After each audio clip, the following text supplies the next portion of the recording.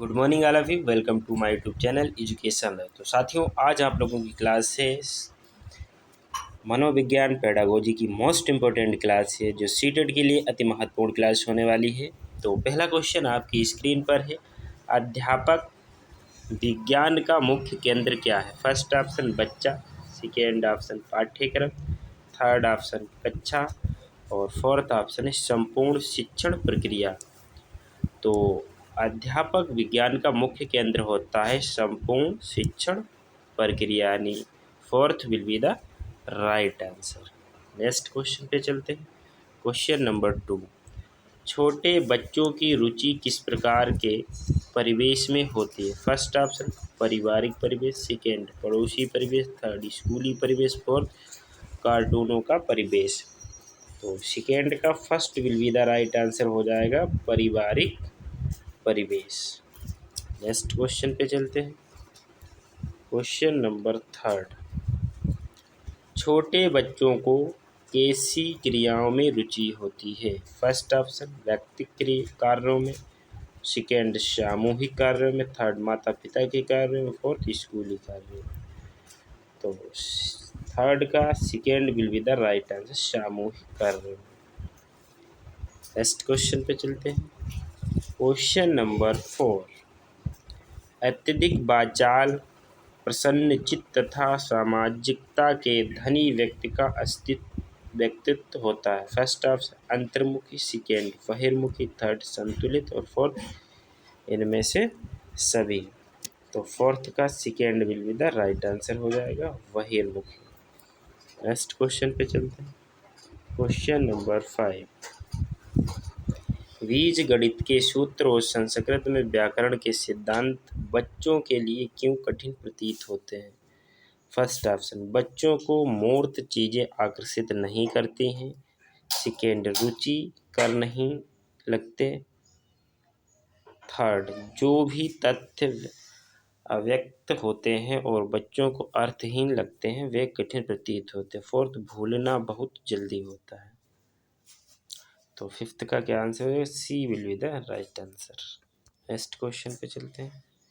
Question number 6, सुखदायी प्रभाव से सहसंबंध पक्के होते हैं और दुखदायी प्रभाव से कमजोर होते हैं। यह नियम किस नियम से संबंधित है? अभ्यास के नियम से, उपयोग के नियम से, प्रभाव के नियम से, अनुप्रयोग के नियम से। तो प्रभाव के नियम, यानी C will be the right answer. Next question पे चलते हैं। क्वेश्चन नंबर 7, भूख अंतर्नाद है, धनात्मक है, ऋणात्मक है, तटस्थ है, उपरोक्त में से कोई नहीं है। तो 7 का क्या आंसर हो जाएगा? A will be the right answer. Next question पे चलते हैं। अभिप्रेरणा है एक प्रकार की वैज्ञानिक विचारधारा, मनोवैज्ञानिक विचारधारा, स्वाभाविक विचारधारा या भौतिकवादी वस्तु। तो 8 का क्या आंसर हो जाएगा? मनोवैज्ञानिक विचारधारा। अभिप्रेरण एक है मनोवैज्ञानिक विचारधारा, second will be the right answer. Next question, बच्चों के पिछड़ने के पीछे कौन से कारण जिम्मेदार हैं? स्कूल का निरंकुश वातावरण, सेकेंड स्थूल बुद्धि कम बुद्धिलब्धि का होना, थर्ड घर का वातावरण, फोर्थ प्यार की कमी। तो 9 का we will be the right है, स्थूल बुद्धि। नेक्स्ट क्वेश्चन 10 नंबर, प्राणी की वह स्थिति या अवस्था जो व्यवहार के लक्ष्य की ओर निर्देशित करती है कहलाती है? सीखना, स्मृति, प्रेरणा, संवेग। तो प्रेरणा, यानी C will be the right answer. Next question पे चलते हैं। क्वेश्चन नंबर 11, बच्चे कक्षा से क्यों भागते हैं? फर्स्ट ऑप्शन कक्षा का अरुचिकर वातावरण एवं अपने पिछड़ने के उपहास का डर, सेकेंड अनुशासन की कमी, थर्ड स्कूल का रखरखाव और फोर्थ माता पिता का अपेक्षित ध्यान न देना। तो इसका राइट आंसर हो जाएगा first will be the right answer. Next question पे चलते हैं। Question number 12। अहम शक्ति, सामाजिकता, हठवादिता इत्यादि संवेग, प्रेरणा या शील गुण या मूल प्रवृत्ति। तो इसका राइट आंसर क्या हो जाएगा? C will be the right answer. Next question.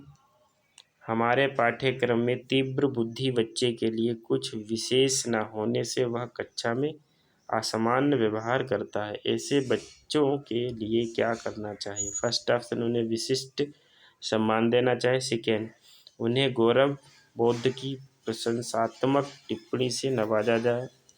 Third, उन्हें ज्ञानवर्धन की सहगामी क्रियाओं में लगाया जाए। और फोर्थ, उनकी कलात्मक रुचियां विकसित की जाए। तो 13 का C will be the right answer. उन्हें ज्ञान संवर्धन की सहगामी क्रियाओं में लगाया जाए। नेक्स्ट क्वेश्चन पे चलते हैं। Question number 14। John P disco ने अभिप्रेरणा देने वाले घटकों की संख्या बताई है। 2, 4, 7, 10। तो कितनी संख्या बताई है जॉन पी डिस्को ने अभिप्रेरणा देने वाले घटकों की? 10, यानी fourth will be the right answer. Next question. संपन्न घरों के बच्चे क्यों बिगड़ते हैं?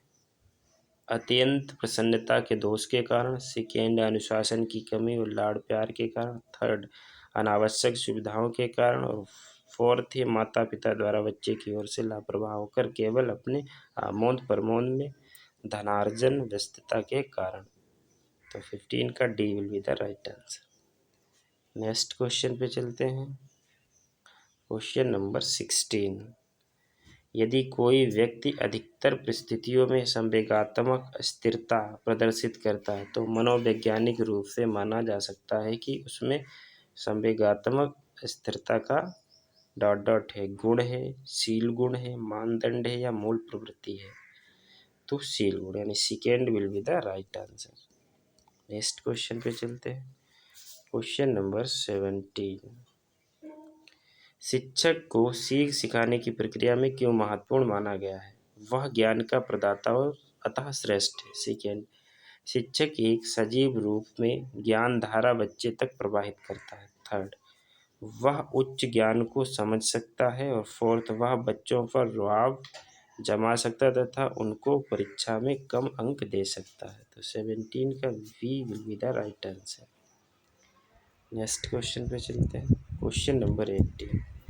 एक अध्येता व्यवहार कुशल, संकोच रहित, यथार्थवादी तथा सामाजिक क्रियाकलापों में पर्याप्त भाग लेता है, उसे किस व्यक्ति वर्ग में शामिल किया जा सकता है?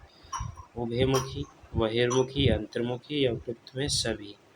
तो 18 का second will be the right answer, बहिर्मुखी। Next question.